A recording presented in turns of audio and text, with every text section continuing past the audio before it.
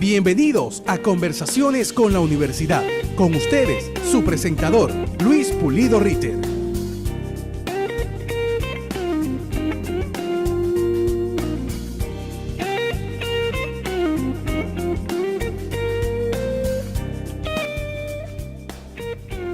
Buenas tardes. En el día de hoy, en Conversaciones con la Universidad, tenemos como invitado especial a Francisco Javier Pérez, secretario general de la Asociación de las Academias de la Lengua Española, ASALE. Fue bibliotecario, vicepresidente y presidente de la Academia Venezolana de la Lengua. Es profesor titular de la Universidad Católica Andrés Bello y director de la Cátedra Andrés Bello en Venezuela. Ha recibido varios premios como ensayista, por ejemplo, el Julio César Salas, y tiene numerosas publicaciones como Historia de la Lingüística en Venezuela, el lexicógrafo inadvertido Alejandro de Humboldt y su exploración lingüística, y laceración y salvación sobre Julio César Salas, entre otras y múltiples publicaciones. Y en este sentido nos sentimos muy contentos que usted esté en el día de hoy en la Universidad de Panamá, y me gustaría preguntarle a usted, que es ahora director de la ASALE, ¿cuál es la obra insignia de estos últimos años de la asociación que usted dirige, de las lenguas de la academia? Bueno, en primer lugar, dar las gracias a la Universidad de Panamá, al presentador del programa, a todos ustedes por esta oportunidad para compartir, diría yo, algunos planteamientos sobre lo que hacemos en la Asociación de Academias y bueno, y lo que yo he hecho o hago desde allí o antes en otros espacios. Quizá primero precisar que yo no soy el director, sino el secretario general. La asociación tiene un presidente que es don Darío Villanueva, el director de la Real Academia Española, y yo soy el secretario general, que es el único cargo, digamos, de elección elegido en el último congreso, que fue en Ciudad de México el año pasado, por todos los presidentes y directores de las academias. Dicho esto, y en respuesta a esa interesante pregunta que me haces, yo diría que la obra insignia de la Asociación de Academias es el Diccionario de Americanismos, tomando en cuenta que si bien la SALE es una academia que reúne a academias no americanas, como por ejemplo la Real Academia Española, la Academia Filipina de la Lengua Española, la Academia Norteamericana de la Lengua Española, y más recientemente, que es la única en haber sido incorporada a la SALE, la Academia Ecuatoguineana de la Lengua Española, el grueso de las academias que componen la SALE son academias hispanoamericanas. Entonces, en ese sentido, un diccionario que busca reunir y explicar el mayor número de voces y de frases que usamos en Hispanoamérica es indudablemente obra capital. Esa obra, sé que se publicó allá hace unos cuantos años y que estuvo coordinada por el anterior secretario general, que fue don Humberto López Morales, una figura muy importante, muy querida y muy reconocida en la lingüística hispanoamericana. Buscó eso, ¿verdad? Buscó congeniar la enorme tradición lexicográfica de nuestro continente, que comenzó, como sabemos, en el siglo XIX, muy tempranamente, y hacer que ese conjunto de voces reunidas, en las que se sumaba no solamente el haber bibliográfico, sino también todo el inmenso conjunto de aportaciones que desde la lengua oral podían ingresar a ese diccionario, descritas de una manera moderna, metodológicamente impecable. Bueno, hizo esa obra, y es al día de hoy una obra indudablemente capital de consulta, y yo diría para el conocimiento del español de América. Hay un proyecto todavía no del todo acordado de hacer una segunda edición del Diccionario de Americanismos, en la idea de que todo diccionario cada cierto tiempo debe revisarse, ampliarse, corregirse. Los diccionarios, como sabemos, no son nunca obras perfectas, son al contrario obras siempre mejorables, y este diccionario, pues como cualquiera de los otros que hacemos, es una obra que requiere una nueva edición, una segunda vuelta para seguirla perfeccionando. Claro, claro. Una pregunta, hablando de americanismos, diccionario de americanismos, vivimos en el tiempo de la globalización. Tenemos, por ejemplo, la francofonía, tenemos la Commonwealth. ¿Cuál es la perspectiva hacia futuro? Es decir, ¿cuál es el sentido de estas grandes construcciones, por ejemplo, globales, en donde se crean todavía o todavía se están trabajando estos diccionarios dentro de esos grandes bloques culturales e intelectuales? ¿Cómo usted ve esto hoy día, en el tiempo de la globalización? ¿Cómo usted? Sí, bueno, Sí. justamente la SALE es una asociación que reúne a 23 academias que hablan de países donde se habla español. Y bueno, aunque no tengamos un nombre para decir como los franceses o los ingleses tienen, bueno, es la comunidad hispanohablante del mundo entero la que está siendo observada a través de las academias desde la SALE. Y obras de este estilo y otras muchas que ha publicado hasta ahora la asociación, gramáticas, las distintas ortografías, los distintos manuales de gramática, buscan cada vez acercarnos quizá a un imposible, que es la descripción definitiva de nuestra lengua. Una lengua que hoy en día habla más de 500 millones de personas. Es decir, en este momento, cuando estamos nosotros conversando, hay más de 500 millones de personas hablando español. Y esto, claro, se dice rápidamente. Y estas personas, estos más de 500 millones de personas lo hablan en 4 continentes, en más de 20 y tantos países. Entonces, estas son cifras que las decimos a veces un poco de memoria, pero que implican, bueno, una dimensión gigantesca para nuestra lengua. Y creo que no hemos todavía caído en cuenta de lo que esta dimensión significa como expansión de nuestra cultura hispánica, de nuestros modos de comprender la vida, de nuestros asuntos más preocupantes. Y bueno, y también hay que decirlo, frente a esta cifra, la francofonía es un nada, pues, con todo respeto. Y la misma anglofonía, lo mismo, ¿verdad? Si tomamos en cuenta, porque las cifras nuestras están aludiendo a hablantes que tienen el español como lengua madre, no que han aprendido español. Si sumáramos si consideráramos ese otro sector, esta cifra sería obviamente mucho mayor. ¿Y cómo es con los niños bilingües, por ejemplo, o trilingües, que nacen en hogares binacionales, por ejemplo? No, pero es que, digamos, toda persona siempre tiene una lengua madre, aunque o sea, no existe el bilingüismo, es decir, nadie puede tener 2 lenguas madres simultáneamente, ¿verdad? Siempre hay una lengua que sobresale por encima de la otra. Cada persona tiene siempre una lengua madre, es decir, aunque haya aprendido inglés o francés o cualquier lengua inmediatamente después, pero siempre hay un inmediatamente después. Siempre todos tenemos una lengua, la primera lengua con la que aprendemos a decir las primeras cosas, con las que aprendemos a nombrar el mundo. Siempre hay una primera lengua, aunque la otra haya venido muy poco tiempo después, siempre hay una lengua madre. No existen, al menos, no sé, al menos en el mundo de la normalidad, de verdad, no existe un bilingüismo o alguien que tenga 2 lenguas madres simultáneamente. Entonces, claro, lo que quiero decir con todo esto es que esas cifras no son cifras muertas, son cifras, digamos, que están al contrario en crecimiento, son cifras que hay que ponderarlas y entender su exacta dimensión. ¿Qué significa que más de 500 millones de personas hablen en este momento español?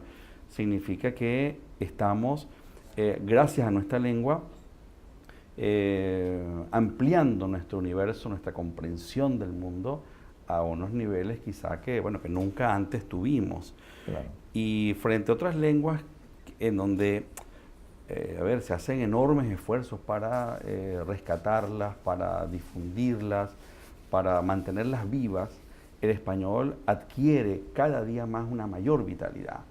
El caso de Estados Unidos es el caso quizá, o uno de los más interesantes, porque es un país en donde la presencia de hispanohablantes, como sabemos, es cada vez mayor, y las proyecciones indican que esa cifra va a seguir creciendo.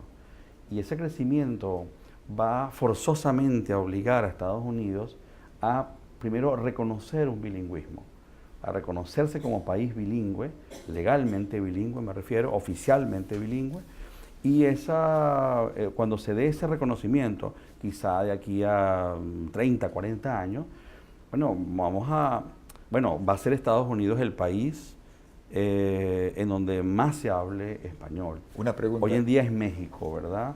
Pero Sí. cuando esto ocurra, esto que estoy un poco señalando en proyección de aquí a 4 o 5 décadas, va a ser Estados Unidos el país donde más se habla español. Entonces, fíjense, y quizá con esto termino esta idea, muy a pesar de la cultura norteamericana, muy a pesar de los Estados Unidos, Hispanoamérica la va a conquistar a través de la lengua de esta manera que estoy diciendo. Es una cosa muy interesante desde diversas perspectivas de evaluación, pero esto es una realidad que está planteada y más que estudiada, y bueno, y así será, pues. No, ese es un fenómeno interesante porque siempre hemos visto a los Estados Unidos como quienes nos conquistan a nosotros y hay un proceso muy inverso. Pero a lo que voy es, ¿podría usted decir lo mismo con respecto a América Latina? Quizás hay algún país bilingüe en América Latina o que tiene que reconocer también su bilingüismo, como lo va a reconocer o lo tiene que reconocer los Estados Unidos. Bueno, hay países bilingües en Hispanoamérica, América Latina, por ejemplo el caso de Paraguay, que es un país donde la presencia indígena, como sabemos, es muy fuerte, tan así que vamos a decir, en sentido general, cualquier persona nacida en Paraguay habla español y habla guaraní.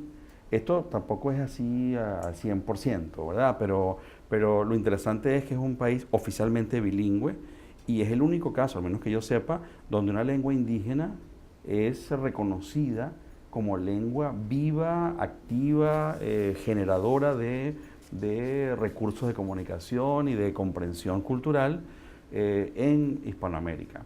Porque también, lamentablemente hay que decirlo, las lenguas indígenas del continente americano fueron perdiendo su fuerza, fueron extinguiéndose tristemente, y quizá lo que queda al día de hoy son en muchos casos vestigios preciosos e interesantísimos, pero simples vestigios de lo que fue esa tremenda multiplicidad lingüística que hubo en el continente americano previo a la llegada de los españoles. ¿Qué pasa con Brasil? Pero claro, nunca hablo de Brasil porque Brasil no pertenece a la SAL en el sentido de que no es un país hispanohablante, ¿verdad? Es decir, pero obviamente es un país hermano de Latinoamérica, es un continente que tenemos ahí al lado de nosotros, y claro, en Brasil se está hablando español cada vez más, y es natural que así sea, ¿verdad? Porque aunque digamos Brasil es fronterizo en muchos países de nuestro continente, la selva más bien frena esos intercambios, pero en otros casos hay una gran fluidez de hispanohablantes hacia Brasil y al revés. Y claro, no tengo en la mano una cifra de proyecciones similares a las que comenté antes para Estados Unidos, pero es muy probable que al cabo también de varias décadas en Brasil se hable español de manera casi general también. Claro. Volvamos al diccionario de americanismos. ¿Qué usted diría es nuevo en este diccionario de americanismo en relación a los anteriores? ¿O qué aporte, qué hay? ¿Qué nos? Bueno, en ese diccionario es nuevo todo. ¿En qué idea? Y yo he catalogado esa obra como el último gran diccionario de americanismo. La tradición de elaboración de diccionarios de americanismos, llamados con los términos de cada uno, con los ismos de cada uno de los países, es decir, se redactaron diccionarios de panameñismo, de colombianismo, de mexicanismo, etcétera, etcétera, etcétera. y también diccionarios generales de americanismo ya en el siglo XX. Pero digo, desde el siglo XIX se vinieron redactando y elaborando obras de este estilo.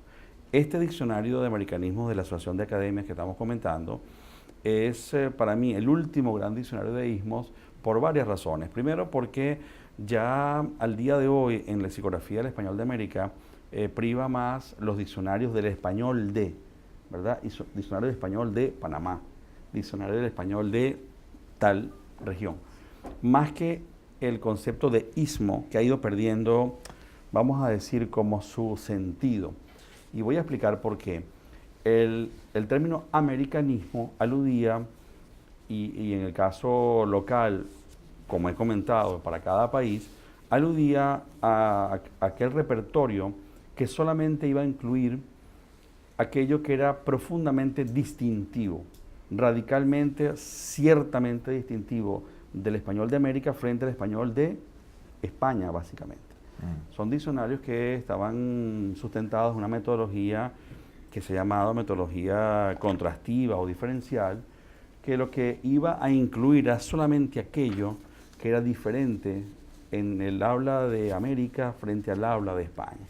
Y eso, como ustedes comprenderán, trajo muchas tergiversaciones, muchos desajustes, muchas lecturas erróneas de lo que era el español de América, en la idea de que para muchas personas, o inclusive estudiosos de las tradiciones lexicográficas nuestras, creen que si una palabra no está contenida en uno de estos repertorios, es que alude o habla de la pobreza de nuestro modo de hablar, y nada más falso. Es decir, ¿qué es la lengua española hoy? Y la que hablamos todos, incluyendo el español que se habla en España. Es una lengua, vamos a llamarla general, que está salpicada por unas cuantas voces en el fondo, de locales, que son, bueno, modismos, son nombres de realidades específicas de esos países que no se conocen en España, y a la inversa también se da, realidades que son solo conocidas en España que no se conocen en otros países. Entonces, claro, esa es la lengua que hablamos. Entonces, claro, cuando se insistía tanto en los diccionarios de ismos como obras diferenciales y restrictivas, parecía como que un venezolano solamente podía hablar con voces de Venezuela, con los localismos típicos de allá, y que no podía nunca pasar el terreno de la lengua general, y eso era absolutamente inexacto y falso. Hablamos un español y por eso nos podemos entender felizmente. Esa es la maravilla de la lengua española, que podemos entendernos desde digamos, es decir, un campesino en España puede entenderse perfectamente, al menos en teoría, con un campesino de la Patagonia o con un habitante de la Patagonia, que está a miles y miles y miles de kilómetros. Y esto no es tan fácil lograrlo, ¿verdad? Y la lengua española lo ha logrado, ella sola, por sus delicias, por su carácter de lengua que unifica y no que divide tanto. Es decir, la lengua española, aunque se ha insistido mucho en esto de las diferencias, es una lengua que nos une profundamente, y que yo, que soy venezolano, puedo venir aquí a Panamá y puedo hacerme entender por ustedes en esa lengua que es la lengua estándar, la lengua que todos usamos. Yo no he mencionado aquí hasta ahora, creo, ningún venezolanismo, ninguna rareza, ningún exotismo propio de mi país, y, para que ustedes me entiendan perfectamente, ¿verdad? Y si hubiera alguna de esas palabras, sería muchas veces fácilmente deducible por el contexto comunicativo, y en otros casos, pues tampoco interesaría, es decir, no crearía tantos equívocos. Es un porcentaje mínimo de los equívocos que vienen dados por palabras que desconocemos de nuestros países. Y eso es, insisto, la magia de la lengua española. Y pocas lenguas tienen esta capacidad de entendernos tantas personas en una geografía que es tan vasta, ¿verdad? Que es tan gigantesca. Por ejemplo, a mí me tiene en lo personal un tanto como alucinado el hecho de entender el español de Guinea Ecuatorial, ¿verdad? Guinea fue, como sabemos, una excolonia española, y perdida, digamos, o bueno, perdida, digamos, metafóricamente perdida, o enclavada en una punta, en una costa de África, Y bueno, ahí hablan español. Y entonces, claro, nos sorprende, ¿verdad? Porque estamos acostumbrados a que el español solamente se hablaba en España, se hablaba en Hispanoamérica y se acabó. Y resulta que no. Que, claro, el caso de Filipinas es diferente porque lamentablemente en Filipinas la lengua española está en descenso, ¿verdad? Y no en ascenso como en otras naciones. Pero me parece alucinante lo de Guinea Ecuatorial, ¿verdad? Que se hable español de manera general, como lo hablamos aquí en Panamá o en cualquiera de nuestros países, cuando no tenemos esa conciencia, ¿verdad?, de que ahí se habla español. Claro, son lenguas, Bueno, diríamos, globales, ¿verdad? Totalmente, totalmente. Y en ese sentido me gustaría seguir con el tema y entrar directamente con las preguntas del público en la segunda parte del programa. Claro. Hagamos una pequeña pausa de 5 minutos, por favor. Ok, muchas gracias. 5 minutos nada más.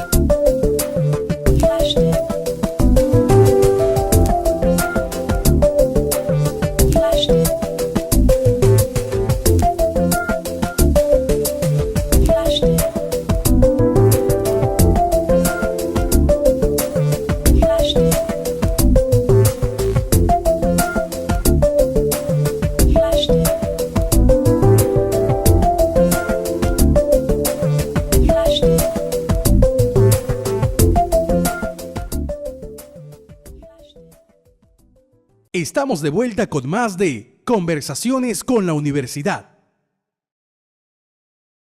Buenas tardes, estamos en la segunda parte de Conversaciones con la Universidad y queremos comenzar directamente con las preguntas del público. Profesor.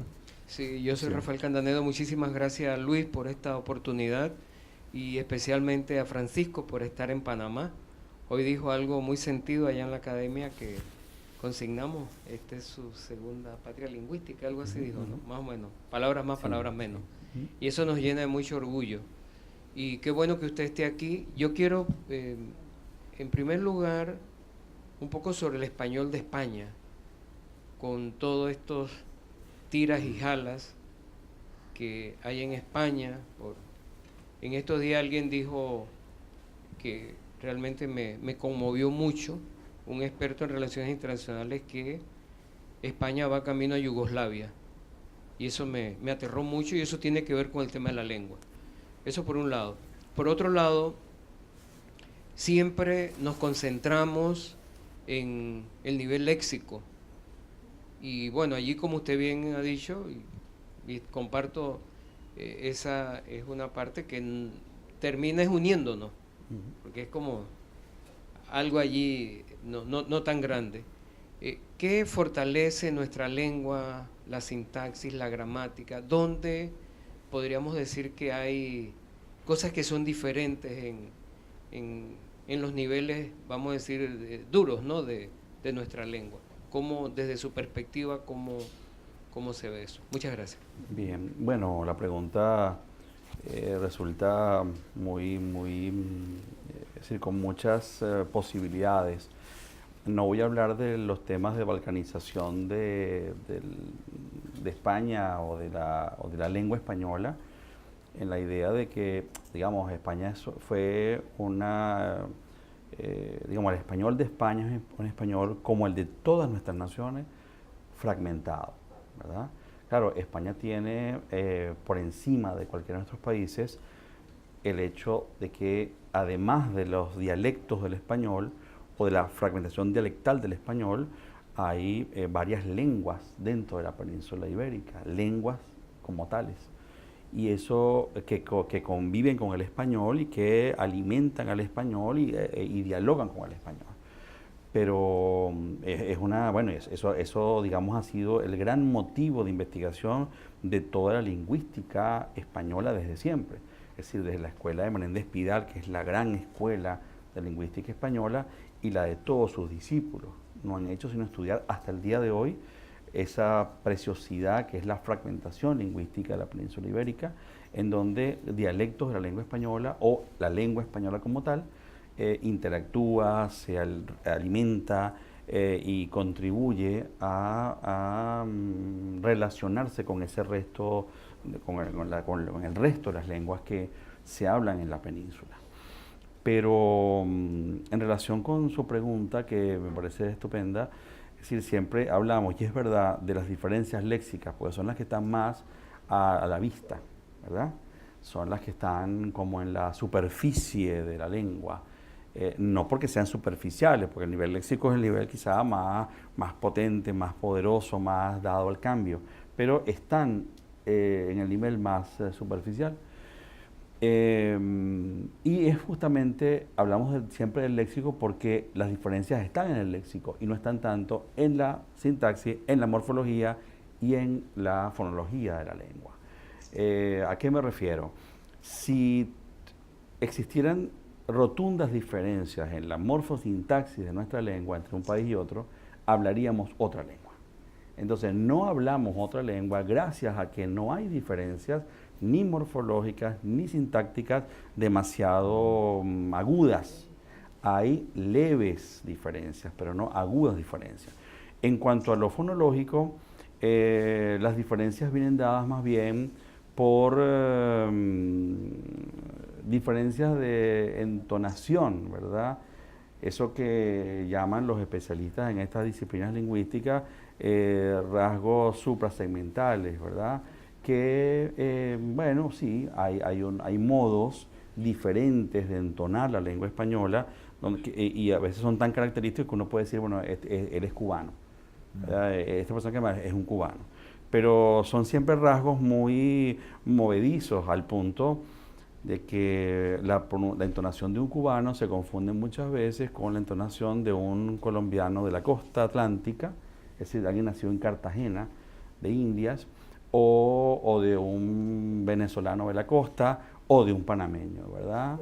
Es decir, eso es porque también la lengua española es tan vasta que hay regiones y zonas lingüísticas de acuerdos y de similitudes. Entonces, todo el área del Caribe, el Caribe comparte rasgos similares, pero en todo caso para no poner el ejemplo del cubano, que es como hablar de nosotros mismos, pero por ejemplo si oyéramos a un argentino, es decir, todo él habla del Río de la Plata, tiene obviamente rasgos de entonación que para nosotros son perfectamente inequívocos y los podemos distinguir. No nos pasa así, por ejemplo, con los rasgos fonológicos del Caribe, porque son los mismos nuestros. Claro. Entonces, claro, las diferencias, y eso es lo que hace, de nuevo, y me permite su pregunta insistir en esto, lo que hace la gran delicia de la lengua española es que compartimos una morfología, compartimos una sintaxis, compartimos en líneas generales también una fonología, y apenas las diferencias vienen a nivel léxico, que son porcentualmente también muy pequeñas. Son tan grandes como creemos. Humberto López Morales, en uno de sus estudios, determinó que porcentualmente lo que nos diferencia es como un 12, un 13%, y uno piensa que nos diferencian un porcentaje altísimo, y no es verdad, léxicamente hablando. Es apenas un muy poco, porcentualmente hablando, ese conjunto de voces que son, por supuesto, para nosotros de gran orgullo, ¿verdad? Y no queremos que nadie nos quite una palabra, ¿verdad? Sino queremos que todas esas palabras estén ahí en nuestros diccionarios, porque claro, son nuestros tesoros. Claro. Pero eso constituye un 12, 13% apenas de diferencia frente a otras hablas del español. Muy bien. Otra pregunta, por favor. ¿Qué sucede cuando un niño nace en un hogar con dos, padre y madre, de una lengua materna y el padre con otra lengua materna? Sí. ¿Cómo quedaría en el caso del niño? ¿Cuál sería su lengua materna en ese caso? La lengua materna del niño va a ser la primera lengua que aprende. No puede aprender simultáneamente dos lenguas, porque cada lengua implica dos gramáticas, dos procesos de pronunciación diferentes, dos conjuntos léxicos diferentes.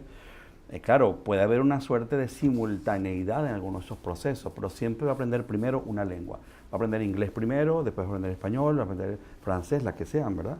Las que estén implicadas en esa relación lingüística que comentamos, pero siempre va a haber una que va a aprender primero. Esa va a ser su lengua materna. Y por lo general es la lengua, vamos a decir, de la madre, ¿verdad? No digo que los padres no puedan enseñar a los hijos cosas y aspectos lingüísticos, pero en general es casi siempre la lengua de la madre, esa primera que aprende. Y después va a aprender la lengua del padre, si es una lengua diferente. No digo que por esto se llame lengua madre, aunque sí, también, sí, claro, ¿verdad? Pero es eso, aprenderá primero la lengua de la madre, si es español, español, si es francés, si es inglés, o las que sea, y después aprenderá poco a poco la del padre y se va a manejar perfectamente, o puede teóricamente manejarse en las dos lenguas. Aunque no siempre se da que en hogares bilingües los hijos de esa relación se manejen correctamente o con competencia en las dos lenguas. Muchas veces pasa que tienen un dominio pasivo, un conocimiento pasivo de una de las dos lenguas, su lengua madre es la que se desarrolla más y la otra queda en ese estadio de entender. Y yo he conocido casos muy cerca de amigos que, por ejemplo, eran de padre italiano y madre español, aprendían español y el italiano no lo aprendían o lo aprendían solamente como una lengua de conocimiento pasivo. Podían entender cosas, pero no construir discursos, en fin. Frases. Es curioso, pero es así. No se pueden aprender dos lenguas simultáneamente, es imposible. Perfecto. ¿Pregunta? Sí. De repente el país donde más hispanohablantes exista será los Estados Unidos, sí. Pero ¿cómo va a sonar? Quizás dijiste que fonológicamente y morfológicamente y sintácticamente el español pues tiene mucha unidad, pero se me antoja que lo que hablamos hoy no es lo mismo que va a ser en el futuro.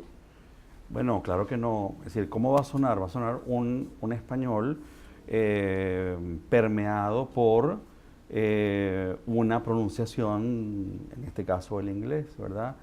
Si quisiéramos poner un ejemplo que podemos tener casi a la vista, es, no sé, como habla español Jennifer López, ¿verdad? Esa es una manera de cómo puede sonar. Estoy hablando, por supuesto, en el terreno de lo hipotético, ¿verdad? ¿Cómo podría sonar el español de un hispanohablante dentro de 40 años cuando haya esa suerte de oficial bilingüismo en Estados Unidos? Entonces sería algo así, pues. O hibridación. Una hibridación, claro, claro. Bueno, pero es eso, uno oye se habla de hecho del español de los cubanos de Miami, justamente porque ya hay un proceso que es diferente de desarrollo al del español del cubano que no sale de la isla. Entonces, bueno, son procesos de hibridación, son procesos de relación entre dos lenguas, en donde una le da a la otra y la otra recibe de la otra cosas, ¿verdad? Son intercambios, no hay como supremacía de una sobre la otra, y yo diría que si pudiéramos, en el terreno de lo hipotético, claro, decir, bueno, Jennifer López sería como el modelo, es decir, su español sería quizá, bueno, espero que sea un poquito mejor, pero en todo caso, que sería en lo fonológico algo así. Algo así, muy bien. Hay otra pregunta por acá atrás. Sí.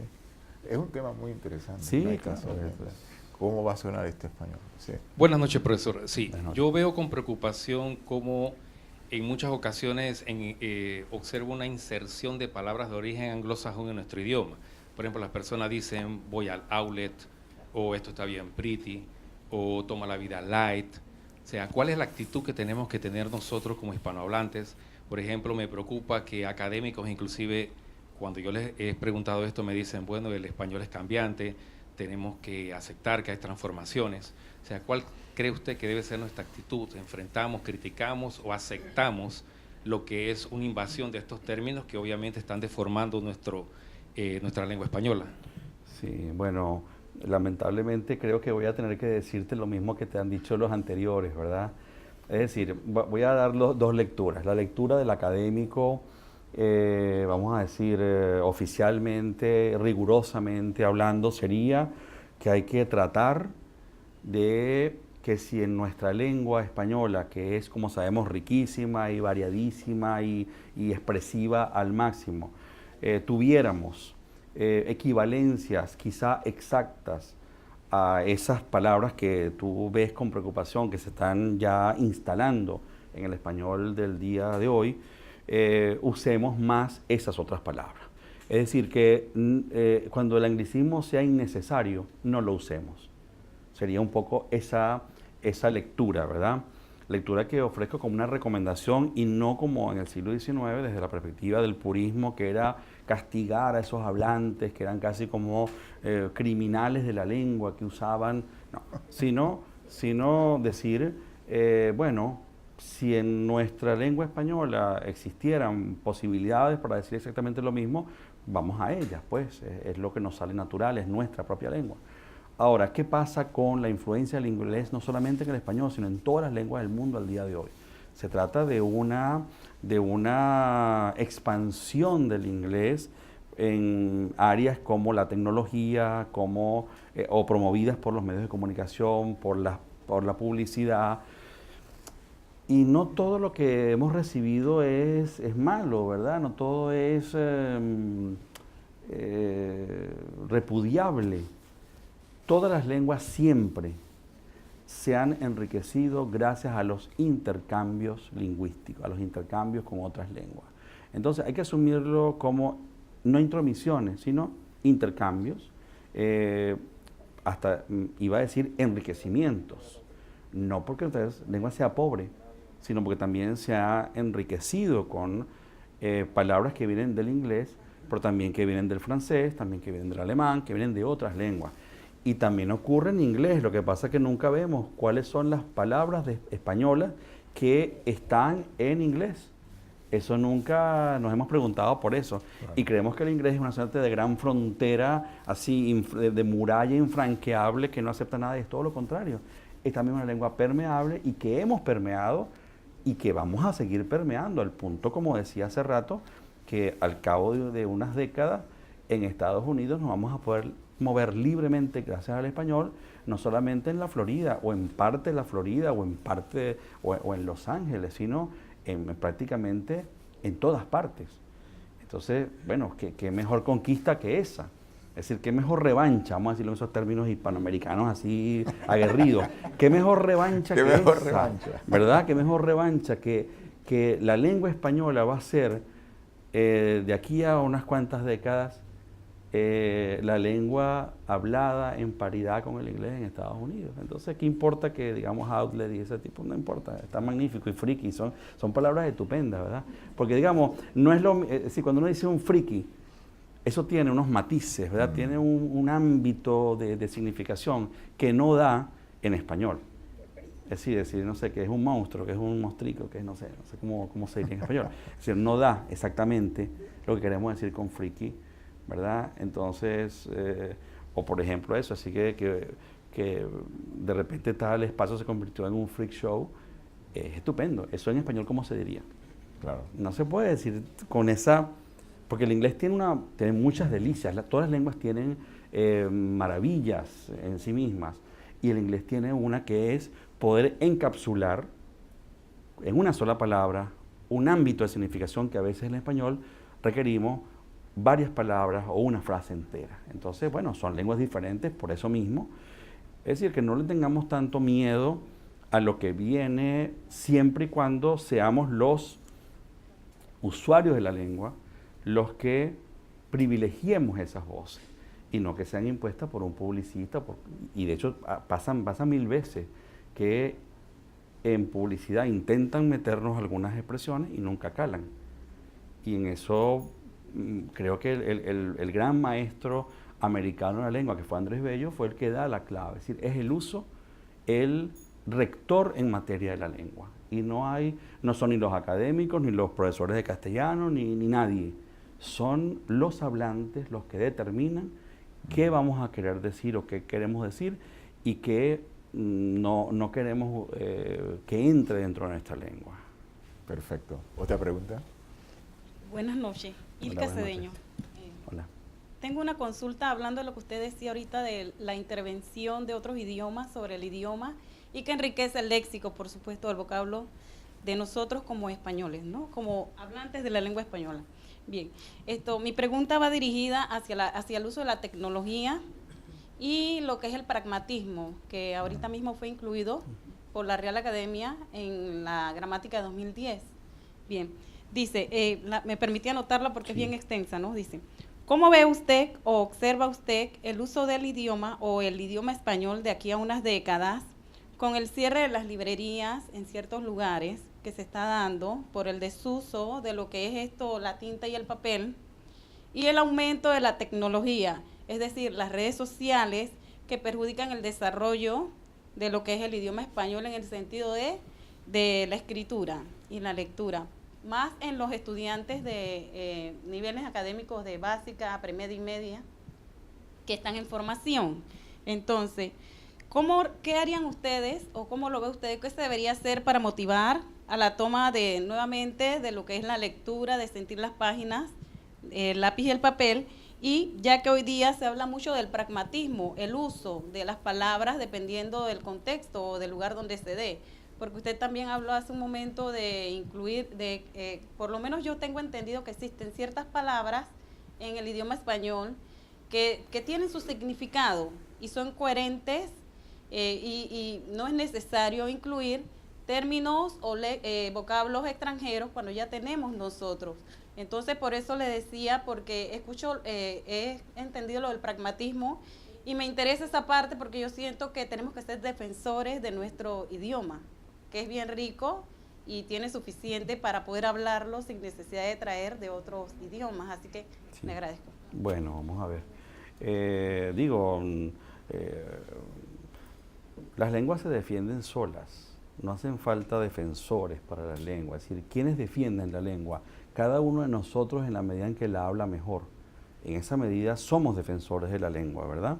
Es decir, no hay que levantar banderas y salir a la calle a defender la lengua. La lengua se defiende sola por lo que acabo de decir. Ahora, quizá lo que tenemos que quitarnos de la mente es la idea de que eso que nos parece que viene de otras lenguas, o que efectivamente viene, resulta resulta empobrecimiento de la lengua. No es así. Pensemos, por ejemplo, todo lo que debe la lengua española de América a las lenguas indígenas.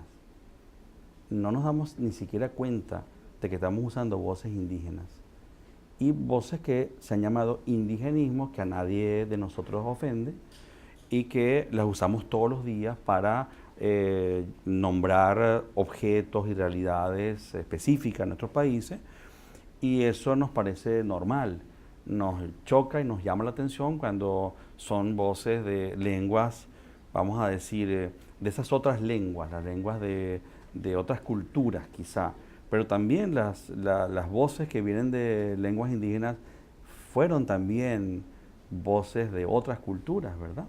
Pero esas no nos llaman, no nos preocupan, quizá porque ya sabemos que esas lenguas están extintas o que no van a volver a aparecer. En cambio nos preocupan las del inglés, nos preocupan las del francés, las de otras lenguas de este estilo.